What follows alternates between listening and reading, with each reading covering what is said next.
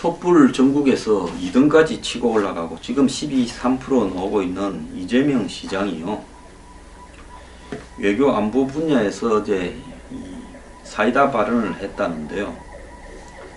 자, 이분이 트럼프가 주한미군 주둔비 부담을 올리자고 주장한 데 대해서 오히려 우리 몫의 주한미군 방위비 분담을 깎아야 된다 라고 이야기했습니다.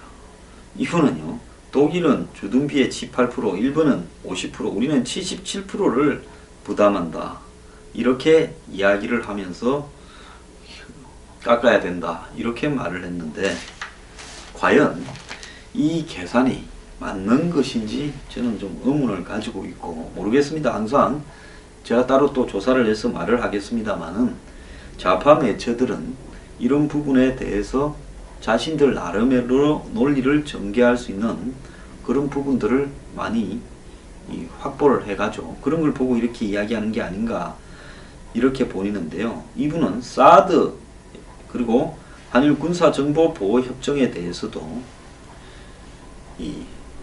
이건 아주 잘못됐다라고 이야기를 하고 있습니다. 반대한다고 말을 하고 있습니다. 그러면서 이분은 모병제를 대선 공약으로 내세우겠다라고도 했습니다. 참 걱정스러운데요. 이재명 씨가 처음에 사드는 미국과 협의가 된 사안이니 폐기는 불가능하고 무책임하다. 그래서 사드가 아닌 우리가 독자적으로 방어망을 하는 KMD가 완성될 때까지 시한부 배치를 고려해야 된다 이렇게 말을 했다가 논란이 되니까 사드 배치를 이제 반대한다고 돌았는데, 정확한 입장이 뭐냐니까 사드는 안보상 손실인 사안이라 안 하는 게 맞다. 사드는 수도권 반대에 도움이 안 된다. 미국의 세계 미사일 방어 전략에 종속된다. 설치 전 단계면 당연히 보류하고 미국과 재협상을 해야 된다. 그런데 중앙일보 인터뷰할 때 질문 과정에서 정권이 바뀌기 전에 설치가 되어버리면 어떻게 할 거냐 하길래, 설치가 되었다면 당분간 뒀다가 이렇게 뺀다라는 이야기를 했을 뿐이다. 그래서 사드 배치는 반대한다 이렇게 이야기를 했고요. 한일 군사정보보호협정은 기한 1년이 만료되기 전 3개월 전에 서면 통보해서 이렇게 없애버리면 된다. 이미 체결했지만 경신은 어느 정부가 들어서든 이렇게 다시 안 하도록 해서 막을 수 있다. 국회의 동의를 받아야 될 사항이다. 이렇게 말을 했습니다. 자, 물론 이렇게 이야기해야 이분은 자신이 아마 이 주지지청의 지지를 받을 수 있다고 생각할 건데요. 트럼프의 방위비 분담금 인상에 대해서 어떻게 생각하냐라고 이야기를 하니까, 오래된 우방이니 관계를 확대 발전시켜 가야 되겠지만 한미 관계가 종속적으로 가면 안 된다. 사드 배치는 종속 관계에 가깝다. 박근혜 정부처럼 비자주적인 늘뛰기 외교를 하면 주도권을 완전히 뺏긴다. 우리는 중국으로부터 경제 제재, 미국으로부터 안보 위협을 강요받고 있다. 국민 중심의 자주 균형 외교를 해야 된다. 필리핀의 두테르테는 반인권적, 반질서적이라는 측면에서 옳지 않지만은 군사 외교적 측면에서 덩거리 외교를 했다라는 점은 인정할 만하다. 필리핀이 중국과 경제, 군사 협력을 한다니까 미국이 갑에서 얼로 바뀌어 버렸다. 미국이 애가 달아 필리핀에 특사를 파견한다. 위기가 기회가 된 것 아니냐. 한미관계도 마찬가지다. 트럼프 미국 대통령이 주한미군 주둔비 부담을 안 올려주면 주한미군을 철수한다고 하는데, 나는 오히려 우리 몫의 주한미군 방위비 분담을 깎아야 한다고 본다. 그런데 이 정부는 요청하기 전에도 방사청장이 올려줘야 한다라고 말을 하고 있다. 미군이 빠져나가면 방위가 안 되니 원하는 대로 들어줘야 된다는 것은 무책임한 거 아니냐. 주한미군 성격을 이해해야 된다.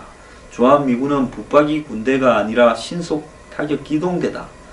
필요해서 잠시 주둔하지 언제든 빠져나갈 수 있다. 반대로 우리는 미군의 임시 주둔 기지를 대해주고 있다.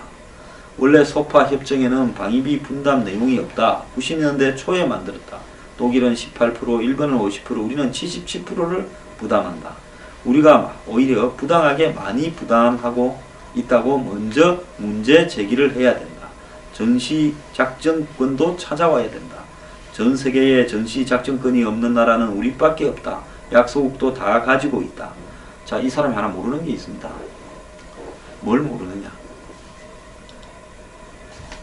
전 세계에 분단되어서 이렇게 강력한 고전적인 적과 강력한 무기를 가진 적과 대치하는 나라는 우리밖에 없습니다.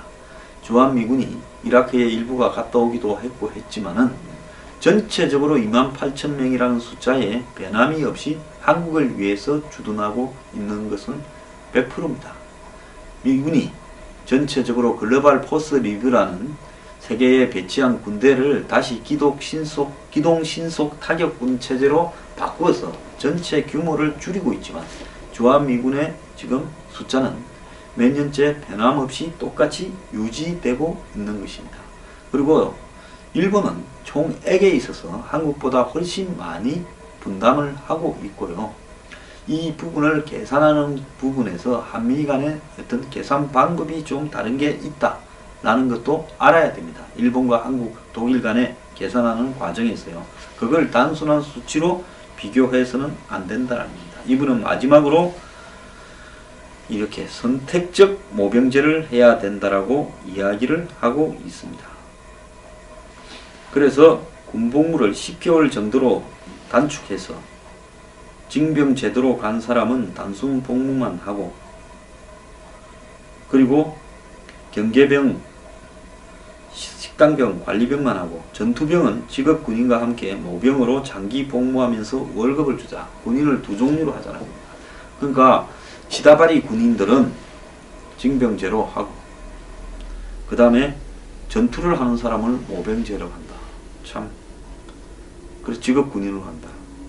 목숨 걸고 나라를 지킬 사람들이 월급 받으러 간 사람들이 잘 하겠습니다. 자, 지금 반기문 사무총장의 트럼프 관련 기사도 하나 나왔습니다. 반 총장이 한국에 와서 대선 출마를 하려고 하니까 과거 콜롬비아 대학에서 자신이 했던 발언들이 좀 후회가 많이 될 겁니다. 제가 이건 이미 한번 하지 않았습니까?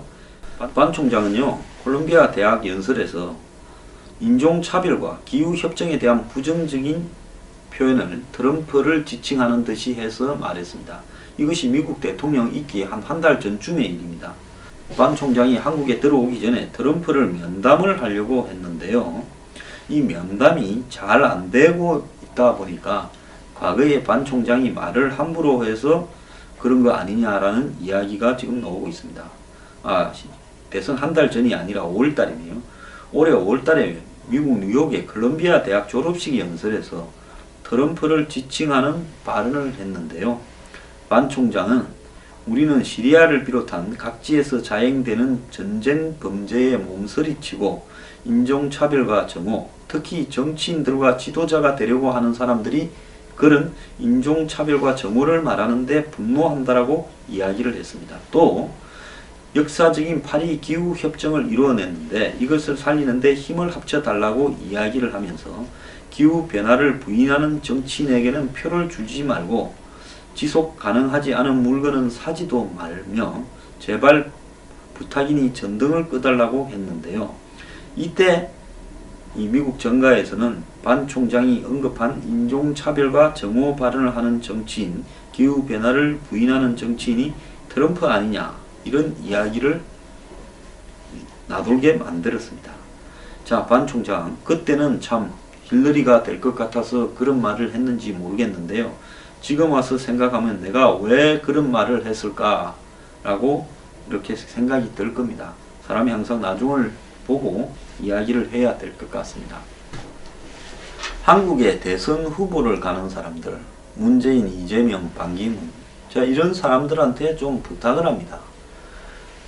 정말로요, 국가 안보에 대한 말들은 신중하게 생각을 하고 거기에 대한 정책은 신중하게 고려해서 최종적으로 당신의 입장이 결정되었을 때 이야기를 해야 될 겁니다. 그 가벼운 입을 참지를 못해서 함부로 입을 놀리게 될 때 상대국은 다 듣고 있습니다. 한국에는요, CIA도 FBI도 미국 군사 정보 수집 트임들도 다 들어와 있습니다. 주한미군이 있으니까 그런 사람들이 얼마나 많이 있겠습니까? 자, 당신이 한 모든 말들은 미국으로 수집되어 가서 아마 박근혜 대통령 탄핵 이후에 조기 대선 상황이 벌어지면서 미국의 정보 수집 팀들도 다양한 경로로 한국의 차기 대선 결과와 대선 때 각 후보들이 내세울 미국과의 동맹 관련 공약들을 예의주시하고 있을 겁니다. 트럼프 당선자 측에서 아직까지 한국 정부에 대해서 주한미군 주둔비 인상 부분을 말하지 않는 것도 한국의 정치 상황이 매우 혼란해서 그렇다라고도 볼 수 있습니다.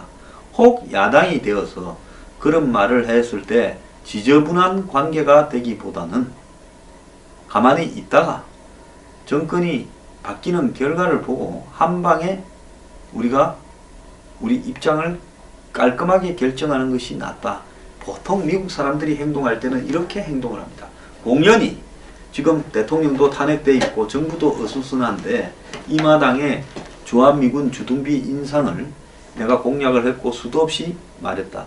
그리고 한국이 그 첫 번째다. 자, 우리 돈 올려줄 거냐라고 말했다가 한국의 대선 주자들이 다 못 올려준다 하고 촛불 시위 현장에서 반미 이런 물결이 넘치고 그걸 또 악용하는 세력들이 등장을 하고 이렇게 되면 누구 좋은 일을 시키는 거겠습니까? 그래서 미국은요, 먼저 말 안 합니다. 자, 한국의 대선 공약들을 이제 대선이 시작되면서 이야기할 때쯤에 아마 미국 정부는 이런 이야기를 할 겁니다. 사드와 전시작전권과 또 주한미군 주둔 부담비 그리고 더 나아가서 MD 이런 부분에 대한 선택권은 전적으로 한국에 달려있다. 우리는 자기 한국에서 선출될 정부가 우리와 이런 부분에 대해서 논의할 자세가 되어 있지 않다면 우리는 우리 나름대로의 길을 가겠다라고 이야기하는 정도로 던져놓고 대선 결과를 보고 판단할 거라고 보고 있습니다. 자, 우리는요, 미국하고의 둘만의 관계가 아닙니다. 우리 주변에 북한이라는 것이 있고 이것과 관련해서 또 중국이라는 나라가 있습니다. 자, 이 속에서요, 당신들이 말 한마디 잘못하면 미국은 지금 잘못된 대한국 정책을 당신들의 말을 듣고 짜고 있을지 모릅니다. 문재인이 당선돼, 이재명이 당선돼, 반기문이 당선돼. 자, 그럴 때 우리의 작전 플랜은 플랜 A, 플랜 B는 뭐다? 이런 계획을 딱 세우고 있을 거예요. 그러면서 대선 시기에 아마 경고 하나는 던질 거라고 봅니다. 그게 경고인가 알아듣지도 한국은 못할 거라고 보는데요.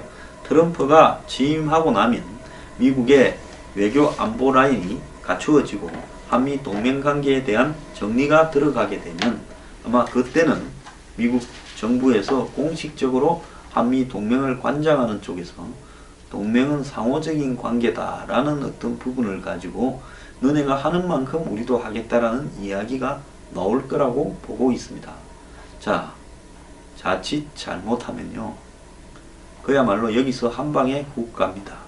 과거 정권 잡았을 때는 한국의 최고 재벌과 짝짝꿍에서 잘 놀던 사람들이 안보 문제에서는 또 어떤 일로 제일 왼쪽과 짝짝꿍 하는지는 모르겠는데요. 입 조심 안 하면 대선 때 큰 코 다칠 수 있다는 걸 경고합니다.